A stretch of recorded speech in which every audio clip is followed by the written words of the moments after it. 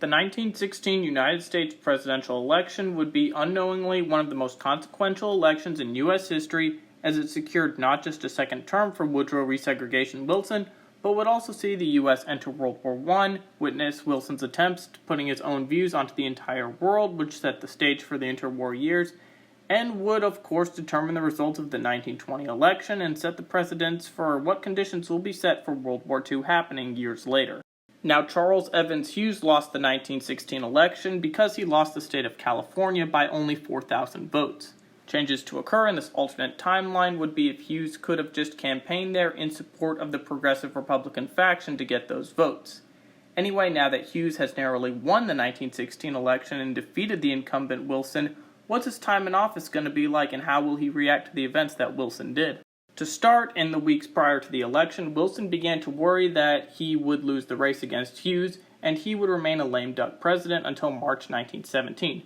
For Wilson, this was very problematic, given that the United States would likely enter World War I, and Wilson privately floated a contingency plan where if Hughes were to win, then Wilson would immediately appoint Hughes to be Secretary of State, which was the role at that time, which was second in line to the presidency, and then Wilson and Vice President Marshall would both then resign, thus allowing Hughes to immediately become acting president and avoid a lengthy lame duck presidency period. Although Wilson is actually doing the smart thing here to give Hughes a smooth, fast transition, many Americans at this time would see it as Wilson rage quitting because he was a little bit.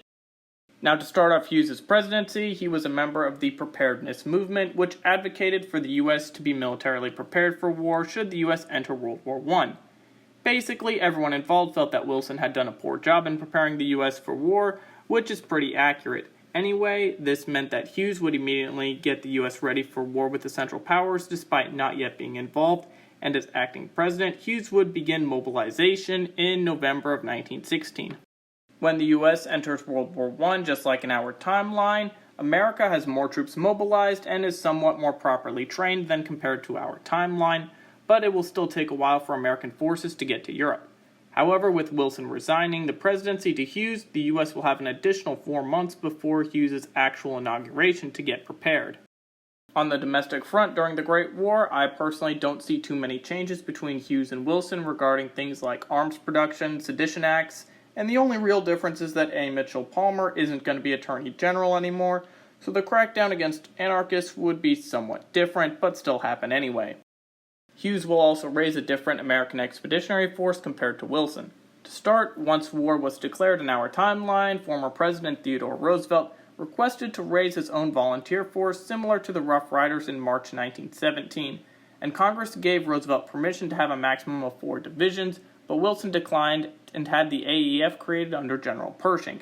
In this alternate timeline, Roosevelt will get his volunteer force, which will go to France in addition to the American Expeditionary Force under the command of General Leonard Wood. One important aspect of Roosevelt's volunteers is Colonel Charles Young, who Roosevelt planned to promote to the rank of Brigadier General, making him the first African American to reach that rank. Young was not only a very competent and skilled officer, but also highly intelligent. As such, Roosevelt had previously appointed him to be in the MI General Staff in 1904. Furthermore, Roosevelt planned to have an entire brigade of African American soldiers in his volunteer division. American forces arrive in Europe, and the Great War will likely go until November 11th, 1918, just like in our timeline. Except there are going to be some key differences, such as the fact that there are more American forces who are better prepared to fight the war. The U.S. will have less casualties compared to our timeline, but the war will still remain brutal.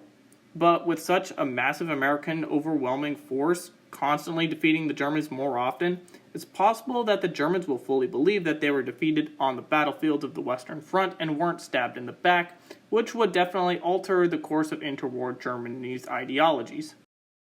Another factor to the Hughes administration is that Vice President Fairbanks is going to die in June 1918, and I personally think that Hughes would make Massachusetts Senator Henry Cabot Lodge the next Vice President of the United States, which I'll talk about the impacts of that later on.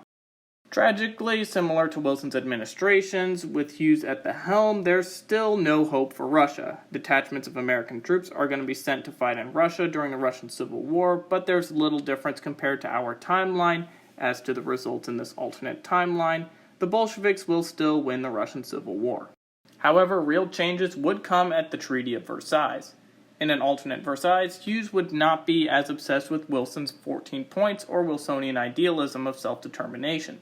Therefore, the U.S. will not be as harsh on countries like Hungary for losing territory, but the Hughes administration would likely still support Polish and Czechoslovak states, as unlike Wilson, Hughes did support the idea of being able to back up an idealistic policy.